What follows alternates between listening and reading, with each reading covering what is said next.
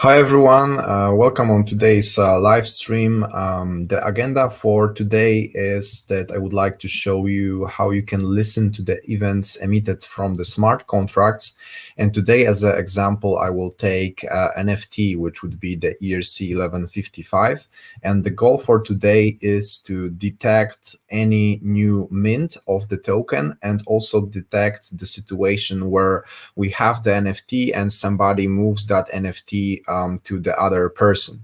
I think this is quite useful technique to detect such events because in many applications it just makes sense to track the ownership of the NFT.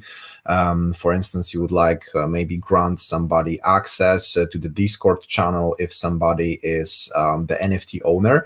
However, once you grant this access once to the Discord channel, then of course the NFT can change over ownership over time. Somebody can just sell the NFT on the OpenSea, and then your application has to be aware of this fact that this NFT is no longer owned by some person. So the easiest way to solve the problem is basically to listening to the events emitted from the blockchain. And today I will show you how you can do this in the React.js application. However, the code that I will show you today, you can easily move to the Node.js, to the any JavaScript application. So React.js today is just an example. Of course, if you have some questions to the things that I will be showing you on the screen, then just ask and then I will try to stop and then just answer your questions. However, if you have some more general questions about the Ethereum, about the blockchain, about Web3, then of course you can also ask the question. However, then I will answer this more general questions at the end of this live stream. Of course, if I would still have time, because maybe I will have some errors, maybe something will go wrong. So I hope we still would have some time. And then, of course, once we detect the events, then we would like to also render them inside the React.js application. Then I will also try to show you how you can fetch the old events from the contract, right? Because listening to the events that are emitted right now is a bit different to actually listening to actually fetching all the old events that are happened to the certain smart contract. Then it's a bit different technique. We'll use ethers for that, and I will show you, of course, how this work. And of course, the recording of today's live stream will stay on the channel. Of course, if YouTube will let me. Sometimes there are some problems with the recordings, and I hope this will not happen this time. So let me know if you can hear me, if you can see the code, if everything is fine, and then I think we can just start the live coding session. Of course, if you have some questions, feel free to ask them. If you learn something new, you can put the like button under this live stream so other people can access this recording later. So okay, I will maybe remove this comments here, because they are not needed for now. So a short introduction. Of course, we have React here, but the React is just an example. You can freely use the code in any other framework, in any other application that uses JavaScript. So there's no problem with that. Then we have the other library, which is called ethers. I already recorded some videos on this channel where I used ethers. I just prefer ethers more than Web3 JavaScript library. I think it's just a bit more lightweight. But of course, it's just a personal opinion. So if you prefer to use Web3 library over ethers, then it's fine.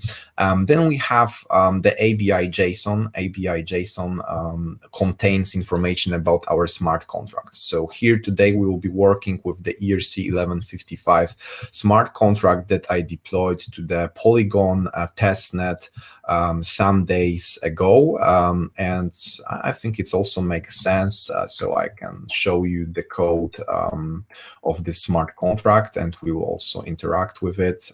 Okay, this may take a while.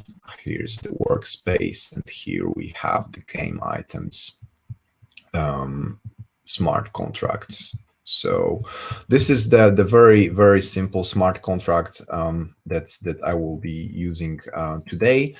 This is ERC1155. So we have some Pokemons, and of course, whenever I will mint a new token or just move token to the new person, the goal is that this React application will basically show this information. And coming back to the ABI code, because I said something about it and then I just switch the window. So here is the ABI JSON, and the ABI JSON, it's I think the easiest way to describe it is as some kind of the schema of our smart contract. So this schema contains information about what functions we have, what kind of events can be emitted from that smart contract.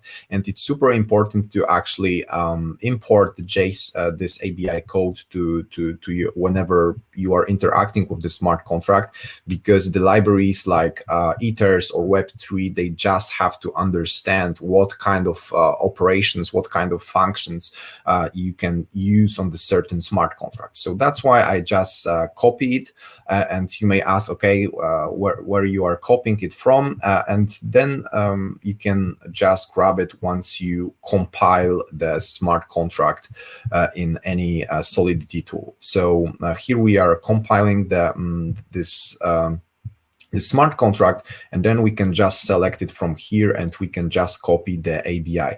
Of course, if you are using Truffle, or if you are using Ganache, or if you, sorry, not Ganache, but Hardhat or any other development tool for the smart contracts, then you always can generate this ABI code a bit different way. However, usually it's super easy. So if you would copy it here, then we can go to the ABI JSON and just remove it and paste it. So you can see that this is basically a JSON that is representing our smart contract. Okay, I see some familiar faces on the chat. Hi guys, welcome on this Sunday morning. Here's Mateusz, here's Erich. Okay, thank you guys. Hi Anita, Alexander. Okay, you will see the recording body. And we have also Michael. Hi, Michael. Nice to have you here. So, okay, guys. So we have the contract address, and this contract address is, as I told you, the contract that already exists. And then we have, of course, always, besides having the contract address and besides of having the ABI of the smart contract that we would like also to interact to, we of course have to establish the connection to the blockchain, so we can fetch the information that is stored on chain. And for that, we are using the provider, right? And there are two ways of using providers. If you would like to send some information to the smart contract, then you have the put signature on that. And usually then you are not using the provider with the JSON-RPC URL. You are just using the provider that is exposed by the MetaMask or some other wallet. However, if you are just reading from the blockchain, or just like we do this time, then we have just the regular provider, and we can provide the URL to the JSON-RPC. And here I'm using just a free of charge Matic JSON-RPC. Of course, you have many other options. You can use Moralis, you can use Alchemy, you can use Infura. There are a lot of JSON-RPC providers at the moment. and sometimes they have limitations. So I'm using the free of charge Mumbai JSON-RPC, and in the moment I will show you that it works, right? It's fine. However, there are some limitations to it. For instance, you don't have access to the old historical events, and if you would like to have the more extended access to the old events, then probably you have to grab API token. And then sometimes you have to pay a bit for such access to the reliable JSON RPC. And you can ask, okay, but where I can get these RPCs from? So usually I highly encourage anybody to just go to the chain list org. So if we type here Mumbai, then oh, actually, sorry, it's not showing actually the JSON RPC on this page. It's just if you would like to have this network in your wallet. However, if you would like to get the JSON RPC, usually it's just a matter of writing like, okay, testnet Mumbai JSON RPC, and then you probably should find the documentation or some page that has all the recommended JSON RPCs. So for instance, here we have Mumbai matic.today. We have this one that I'm using, and here you have some premium options. So yeah, for educational purposes, I think you can just use the free ones. However, on production, if you have some DeFi project or if you have a marketplace for NFTs, then I would probably recommend you to go with some of these premium versions, because you can get just way more faster these events, and they are more reliable than the free of charge versions. So, okay, I think we can move forward. So we have here just a new Ethers contract. Here I'm providing the address of the contract that I would like to listen events to.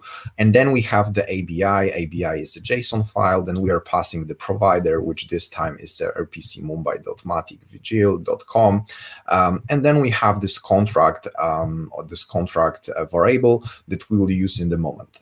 And here is a regular component in React.js. We're gonna use hooks because hooks are nice, and most of the projects are using hooks, not class components. So here we have just the use state that we're gonna use for storing the transactions that happened on our NFT smart contract. So it's pretty straightforward. I have here just a state that will represent the array. Of course, the initial value of this state would be just an empty array. And here we have the variable that will represent all the events that we processed.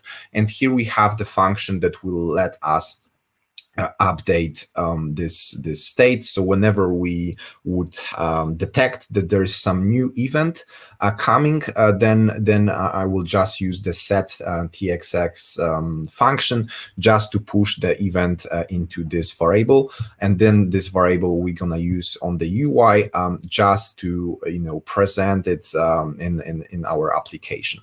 And here we have the use effect. Use effect. This is a thing that looks weird if somebody is not a React.js developer, but generally is the hook that allows us to fire some side effects or just effects in our code. So for instance, if this component would be mounted, then I would like to start some logic that would be responsible for listening to the events that are on this contract on the ethers, right?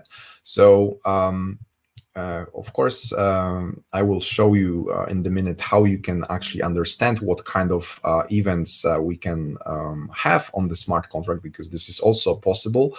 But for now, you just have to know that, okay, if we have the smart contract, and if you go to the blockchain explorer, then you have the transactions that are happening on the smart contract. And here we have, for instance, safe transfer from, we have mint, we have just construct constructor of our contract creation. So here we can see some transactions that happened to our smart contract, but also we can see that we have an events here. And for instance, you can see that we have here the transfer single event, and we have transfer ownership transferred event, right? So these are the events that were issued on our on some transactions that actually happened to this NFT smart contract. And it's important to know what kind of events would you like to listen to. And here you can see that we have the transfer single event. So probably that's the event that will interest us. And if we just copy the name of this event, and if I will go to the ABI JSON and I will just type transfer single, then you can see that we have here the schema of our event. So the name of the event is of course transfer single, but here we have some inputs, right? So we have the first input is named operator, and then we have also some other values like from, to, ID, and the value, right? So we have here the name of the event, and event can contain some additional information. So it's not like that if we are moving the NFT from one account to another, it's not like that we only know that, okay, the transfer happened, right? We also know some more information, just that this event is more useful. So we know who is the operator. The operator is basically the address that triggers the certain transfer, right? Then we have information that, okay, we would like to move the token, but we are moving the token from the certain address. So in most of the cases, when we have the transfer single, it's our address, right? Because we are signing the transaction to move our tokens. So we want to move token from our contract, from our address to the recipient address. It can be my wife, my colleague, my friend, anybody. I can specify the address to which I would like to send the NFT. And then, of course, we have some additional information like the ID of the token and, for instance, how much tokens we are actually moving. So I can transfer the same token, the same token, that's the same NFT, but usually I'm transferring one copy, but of course I can copy, I can transfer more copies than one. So then the transfer, this event would contain this information, and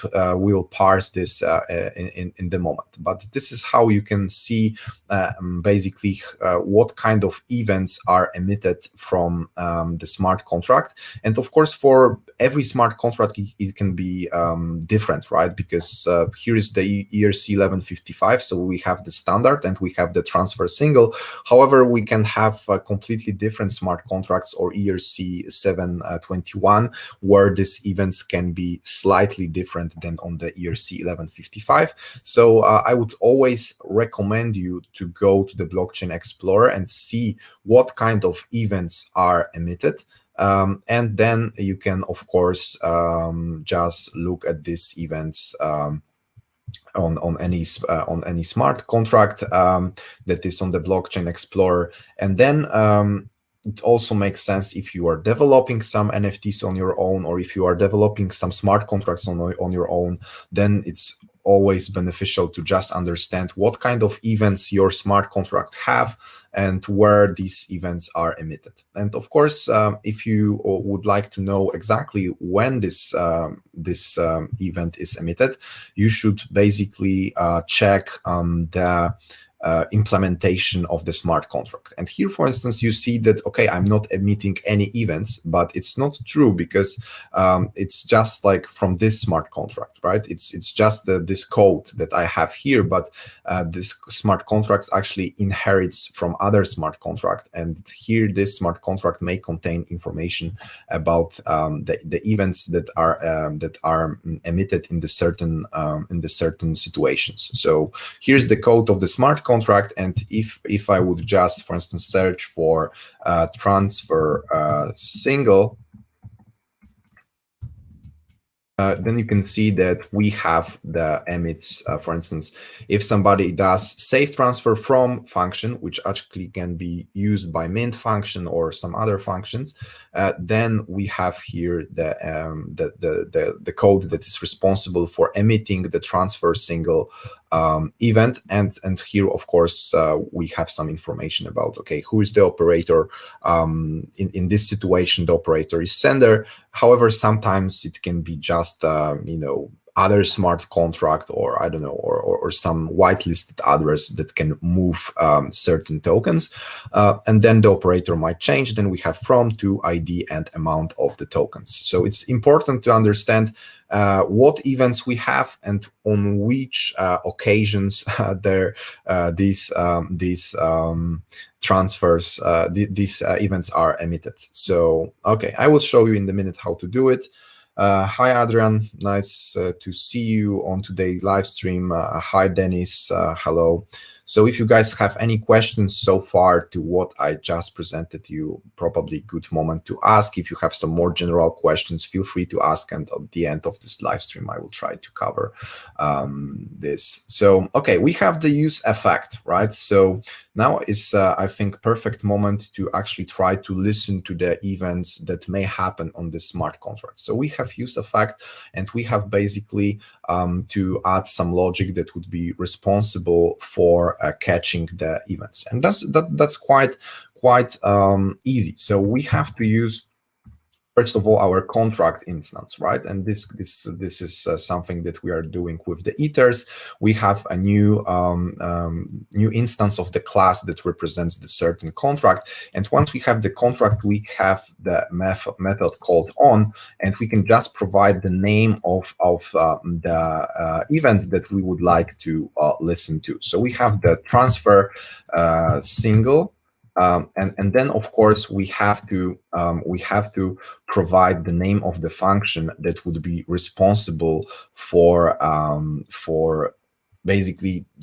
We have to pass the name of the function that would be called whenever our application detects the transfer single. So contract on works in the way that it just listens to the provider, to the information emitted by provider. And if the provider emits a new event that happened on our smart contract, then we are passing this event to this function that we will implement in the second. And this function can do various things. If you are on the back end, it can store some information to the database. It can start the webhook to some external service. It can send you email, it can send you SMS, whatever you want, right? However, on the front end, it's a bit simpler, right? Usually, if you are listening to the events, it's just that you would like to show something on the user interface, that user basically understands that, okay, the transfer is succeeded, or somebody just sent it to me. Then on the user interface, we are basically listening to the events, just that we can show some information. And here is a very important thing: whenever you are starting listening to the events, you should immediately think about how to react to the situation that you no longer want to listen to this event. Because if you would just write the construct on transfer single and then just provide the name of the function and just leave this use effect as it is, then this can lead to the problems that if you would mount this React component several times, then you would have in the background, in the memory of your browser, several listeners on the transfer single. And then it's super annoying, because you would have the situation that whenever you unmounted the React component and you forgot to actually remove the listener, then if you would have the new event, then your function that is responsible for reacting to this event would be fired more than one time. And this can lead to funny errors that, for instance, somebody mints one NFT, but you would see on the user interface 6 events, right? And nobody wants it. So I will just immediately write the logic responsible for the cleanup.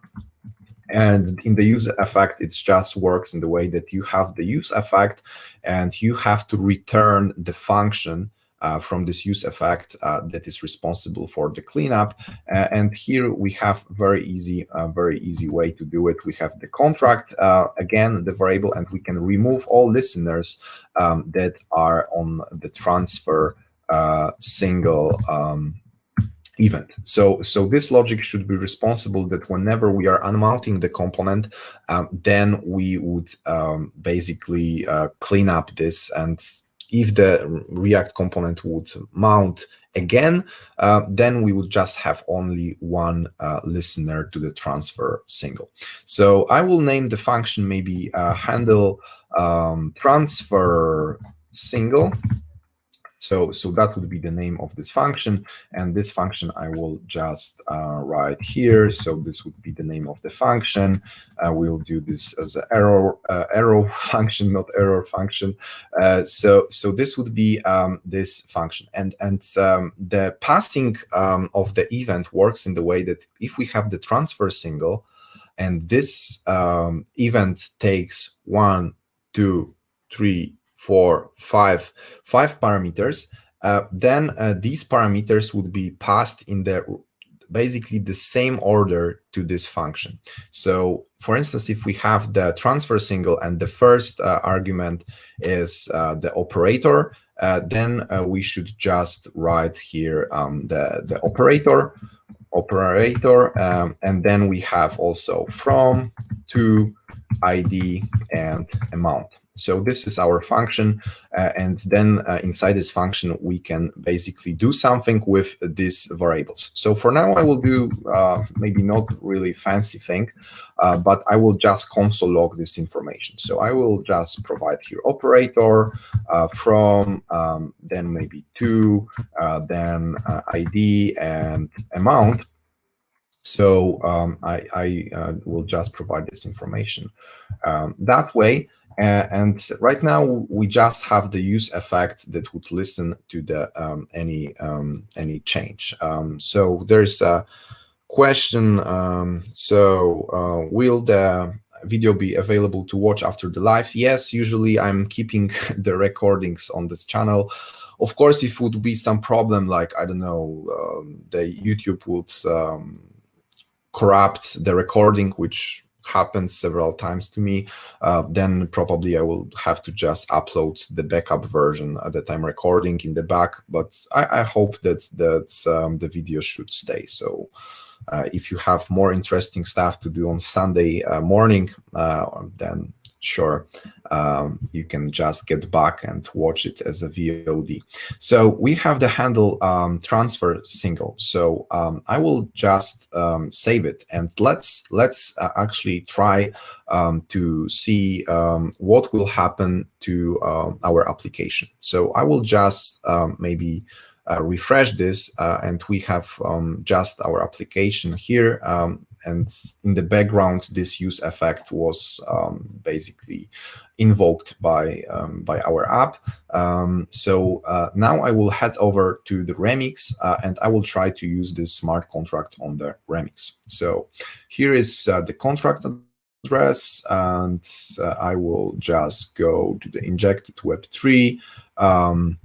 I will change the address on the Matic testnet. I think it was that, the last one, account. So this is this account. Of course, I won't like to use the contract game items. This is very important to not forget changing the name of the contract in this application on the remix, because if you have more contracts in the background, you have some imported contracts.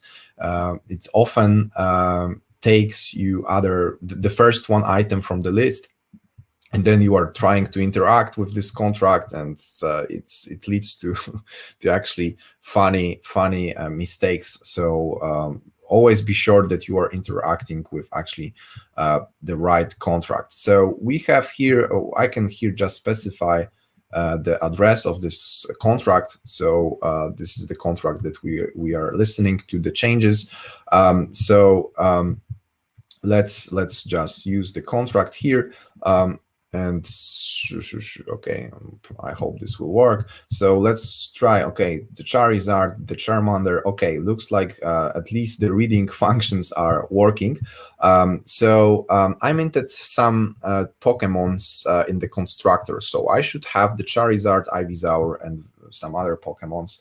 So at first I will maybe check the balance of my account. So I will just copy my account number, and I will just go to the balance of my account number, and for instance the ID for the Ivysaur, and if I call, okay, I have 100 copies of it. So it means that now I can just try to send that token to somebody, and I will use the safe transfer from. So from is my address. Then I would like to just use some other address. I don't have any addresses here.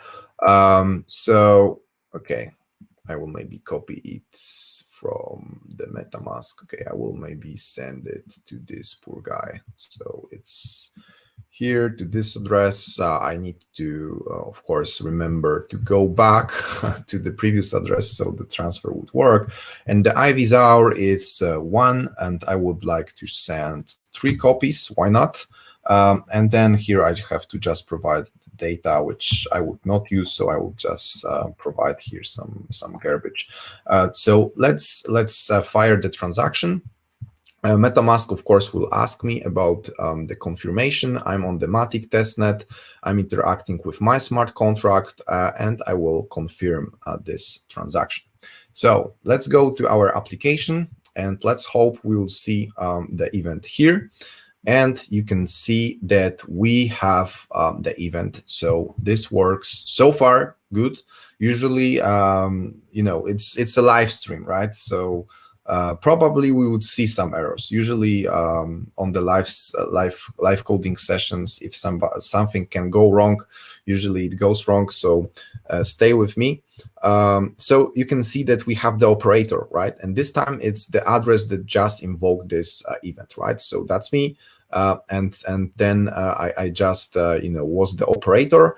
I was the from, and the to address, of course, was a bit different. However, here you can see the first weird thing, right? That's the ID is a big number, and of course the amount is also a big number. And the reason for that is that, of course, in Ethereum, in smart contract worlds, sometimes we are operating in really huge numbers. If you would like to represent the Ether, you are using WEA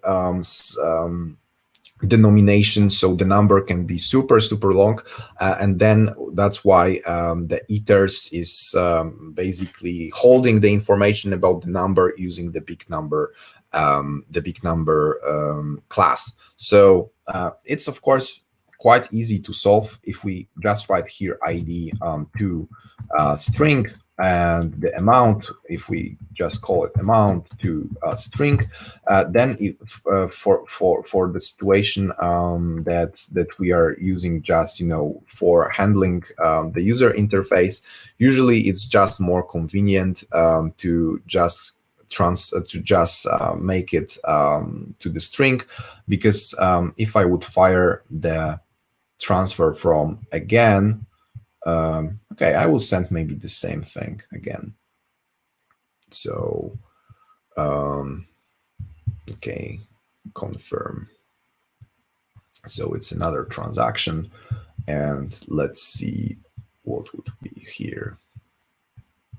Yeah, so now you can see that it's a bit better, right? We have the ID and we have amount, and actually it looks more like for humans, right? It's not a big number anymore, so we can try to display that information on our user interface. And okay, so this is the transfer single thing. However, okay, you can ask me, okay, Arthur, you promised me that today you will show me detecting the transfer and also detecting the minting thing.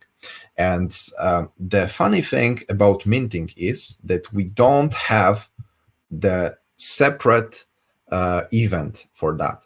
that basically if you are minting a new token, it's also a transfer single operation. And how do I know that? I know it that, for instance, if I go to the function called mint, then you can see that we have the function that is responsible for creating new token from scratch, from that basically that token was not existing with the certain ID, and I'm creating it out of nowhere. And then you can see that the emit transfer single is basically the from address. It's not my address, it's the 0 address. So whenever you are minting, you have the transfer single event, but of course, it's just slightly different because you have the address 0 as a from. So now you can see that that's the easy way to differentiate between the minting and the transferring, that we just need to know, okay, if the from is 0, that's the mint of the new token. However, if we have any other value here, that's basically the transfer. And the same way we can detect the burn function. Oh, there's no burn function. Oh, there is. So the burn function works quite the same. Of course, it's not minting, then it's destroying the existing token. And this means that we are transferring the token from our address to 0 address. So then you can just check what's the value of the to variable in the event, and if it's the 2 is 0, then you know that it's actually burning.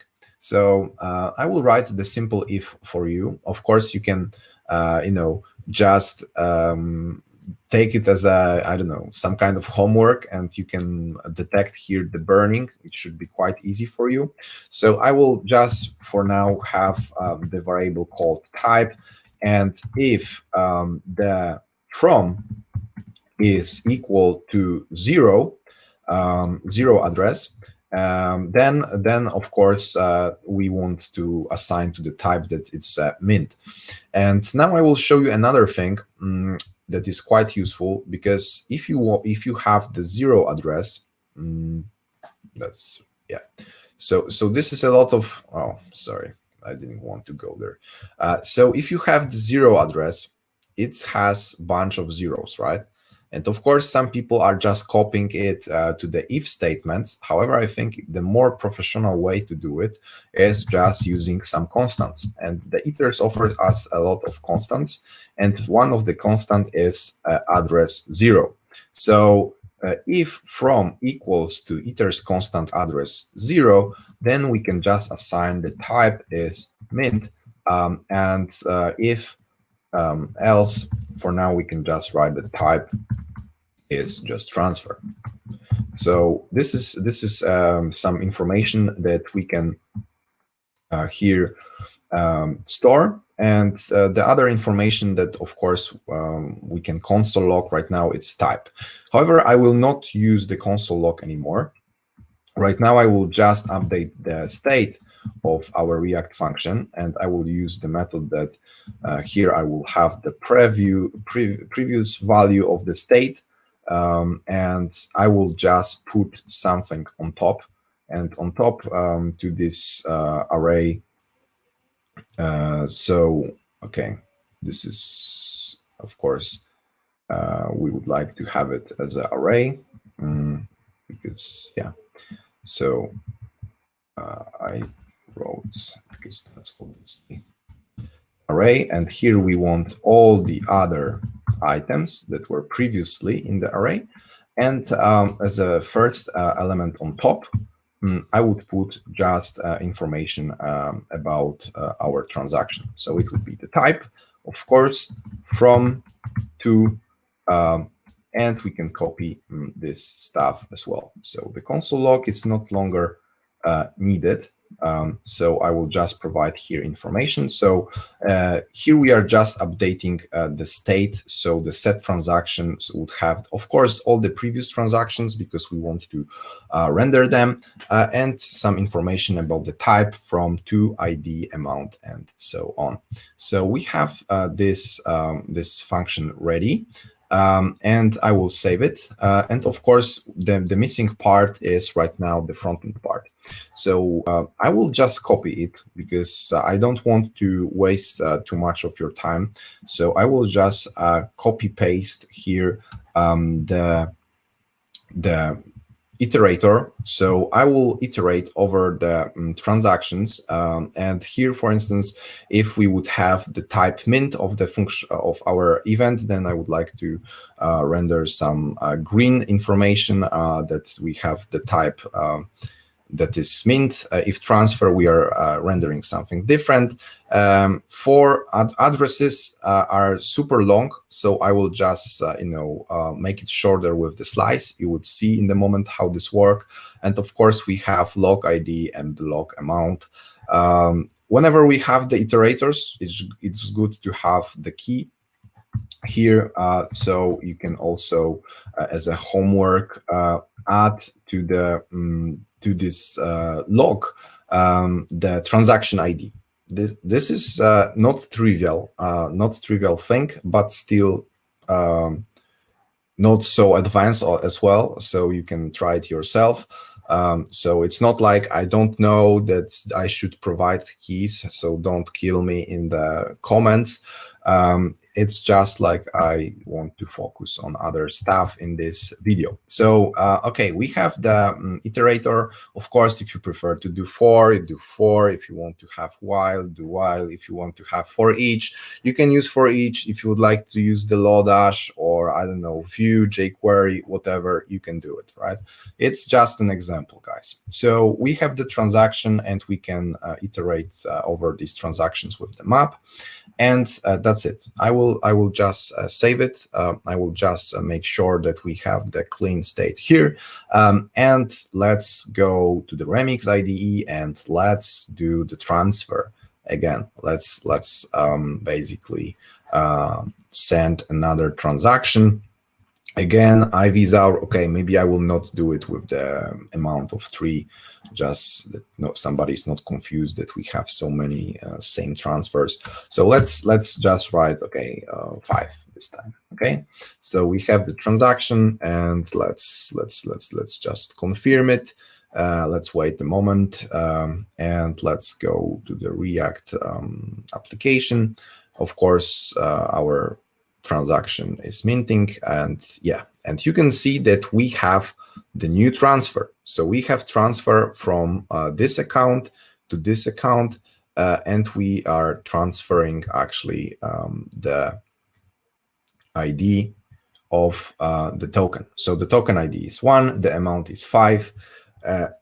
Of course, I know this user interface is maybe not perfect, but come on, I'm not a user the UX or UI designer, so you can improve it in your own time. However, you can see that so far so good. We have information on transfer. So let's see another example whether the mint would work. So of course, I will take my my address, and I would like to send it to my address. The token ID would be 55, and I want to send 100 copies. And okay, just to keep it simple, maybe that would be not the ideal version, but the URI would be as follows. And I will sign the transaction, and I will go back to our code sandbox. So let's see. We should have the mint event soon. And yeah, and you can see that we have mint this time. So we detected the situation that we have mint. The new event, the new NFT was minted, ID 55, 1000 copies. And this, of course, happens on this smart contract. I'm not listening to the whole world. I'm not listening to the code, to the CryptoPunks or Bored Apes or any other NFT collections. I'm just listening to this smart contract and all the events that are happening on this smart contract and are called transfer single. So that's pretty much it regarding to listening to the events. However, I think it's also important to show you that you can do not only that, right? Because listening to the events that are happening in the background is quite interesting. However, not always that's the case that is sufficient, right? Because sometimes we would like to also show, of course, the new events, but some events that happened in the past, we would like to show them as well. So how to do it, how we can basically solve that problem. I think I would like to recommend you the docs of the ethers. Ethers events. I think their docs are quite good. Maybe not perfect, but still a lot of useful things you can get from these docs. So we need to use the filtering. So in the minute, I will show you how we can filter the events from that smart contract and we can render them. However, if you are interested in details on how exactly do the filtering, I highly recommend you to check the ethers.io docs. So then you can just familiarize with it. And this is quite important, because sometimes you can listen to the old transfers, but sometimes you may prefer to listen to the only certain transfers, like list all token transfer that happened from the certain address. And this is, of course, I would say important if you want to build the app or user interface in which you are showing only your events, or if you are just interested to build the dashboard that shows all the transactions related to the certain token. Then it's also possible that you can, omit the from, omit to, and just scope your filter that you want to get the events that are for the given token ID. So that's also possible to do it. Right now, I will just do a really simple filter that would be responsible for filtering old events. So my goal for today is just to show you, okay, how you can just filter some old events so you can show them on your app. However, if you would like to basically do the filtering yourself, then I highly encourage you just to fork the code sandbox. I will post the link to the description of this video. So here we have one interesting thing is that whenever you are doing the filtering, then the filtering is working only on the indexed variables. So transfer event has 1, 2, 3, 3 arguments, and the same is if we would go to our smart contract, you can see that we have indexed values, and these indexed values are passed to these indexed values are the ones on which you can put the filter. Unfortunately, you cannot put the filter on the value. You cannot put the filter on the ID. So that's the limitation of the filters. Just to be sure which values are indexed and which are not, usually you can just check it on the code of your smart contract. So here, if we have ERC 1155 and we go to the interface, then if we have the indexed value, you can see that the indexed is operator and the indexed is from and to. And that's why if something is indexed, then you can use it in the filters. So that's a bit of the limitation of the filters. However, in our case, it will not completely be as that problematic, because I would like to just fetch some old historical events to that code. So in order to do that, I will maybe for now just comment out the logic responsible for this cleanup. So I will just comment it out. And here, if we would like to just use the filter, we have to establish the filter first. So I will write filter maybe below the contract. So it would be const filter from, and it would be the contract filters, and I will just do the filter on the transfer single, because that's the name of our event, and I would just pass nulls because we just not specifying the operator from to. That's not interesting to us at the moment. We are just interested in all transfer singles. So this is a very straightforward filter from. However, if we go now to our use effect, then this use effect will work a bit different. So it would be the contract, of course, and the contract would be named. Then we can fire the function called query filter, and here we are passing the value, which would be the event filter. So it would be filter from, right? So that's the first thing that we have to provide here. However, we can also provide some additional information. It can be the number of the block from to, and this is important to actually mention that because obviously we don't want to do the filtering on the whole blockchain, right?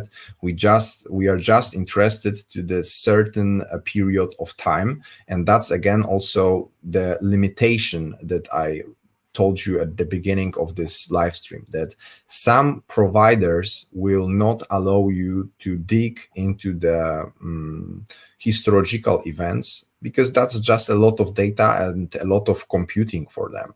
However, if you have the premium JSON-RPC, usually it's possible. So I will provide here the number of the block, and usually it's smart that you are just taking the block of the number of the block on which the contract was deployed. So that's very easy to check. So if we have the transactions, you can see that we have the transaction that occurred 3 days and 14 hours ago.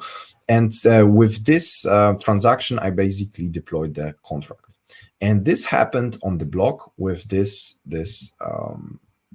value. So I'm interested only in events that happened in this certain time, and I will also provide the value too, because I'm using the free version of the JSON-RPC. So I will just provide some number above, and then of course this would return me it will return me the promise. So it's promise. You can do this with and just just cover the fullified version of the promise or just catch it. However, I'm just guy that prefers to use async, so I will do something like, I don't know, it's called const fetch old events. That would be, of course, async, and then inside I would write something like items equals to await contract query filter. And then once we have the items, we can iterate over them. So it would be items for each, and that would be item, of course. And then we would just, for now, do the console log. So it would be console log item. And of course, here we have to just fetch all events. We have to call this function in the use effect. So you can see that we have some old information here in our console log, and we have here some information about the event. So we have the block number, we have the block hash, we have the address, we have topics. So we have a bunch of interesting things inside this item. And of course, I think it makes sense to just pass this item to our function that we already have, because of course you can have different function for historical and old events, but I prefer to write the functions in the way that I can reuse them for two scenarios. So here I will, in the for each, I can just write the handle transfer single, and this would be, for instance, I have to pass here the arguments. So it would be item args, the first argument, of course, it's operator, and we will do all the things for the other arguments that are fetched from these items. And you can see that we have here some old items. I will just maybe prepare the cleanup function for you so you can have it here for later, and set, see, so the hot reloading reloaded me that piece of code, and we have more and more records. And just to avoid that, I would just submit the empty array here. Just to be sure that we always have old events. So that's how we can do the filtering. So we are getting the old events from the JSON-RPC. Here, if I would provide the more frequent block number, so because we did some operations some time ago, so if I would provide here this higher block, and here we would see, and then you can see the error from the JSON-RPC that the range of the blocks is allowed for your plan. It's 1000. So that's the limitation of some JSON-RPCs. I told you. That's quite important that you know how this works. So I will just back to the previous version. And if we open this app, so if we open this app in this window, and if we just open the inspect, then maybe I will make it bigger. So if you would open the network tab, then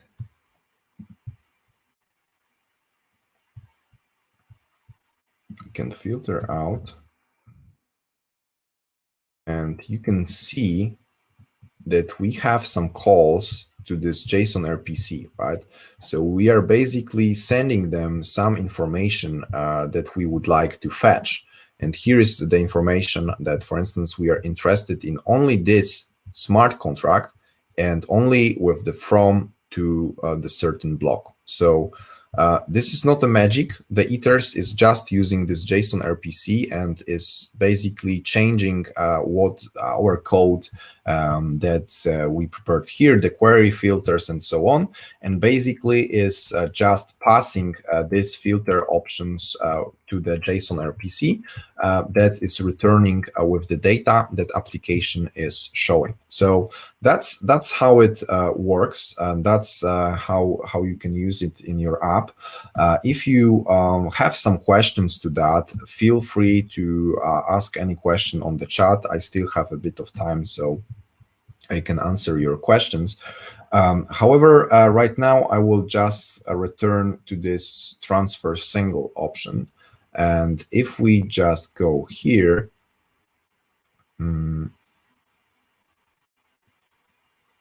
yeah, we have to wait in a moment.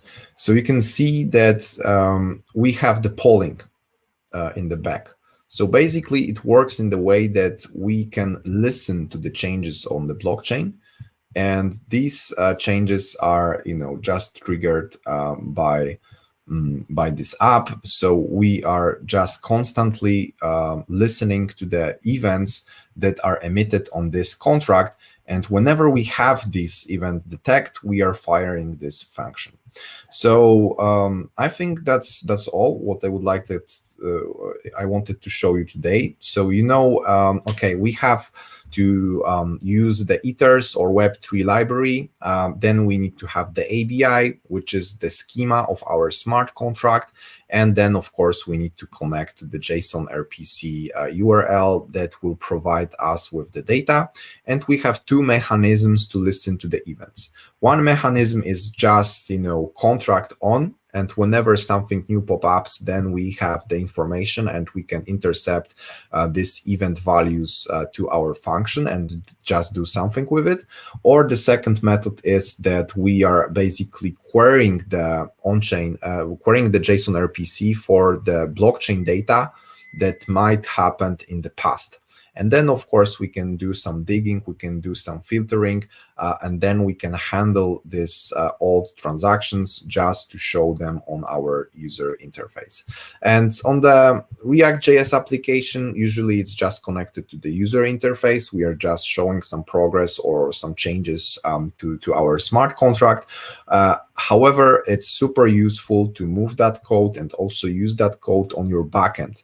And you can use it on your backend just to keep track of who owns certain NFT. And you can even do some monitoring tools that, I don't know, whenever somebody mints the new token on the certain collections, or whenever some address receives the NFT, which can be the address of the Elon Musk or Bill Gates, then you can know that, oh, this NFT is important, right? Because this certain address received the NFT, and this might be something important to my application. So that's all for today. I don't see any questions on the chat, so I hope you liked today this live coding session. I hope that you learned something new.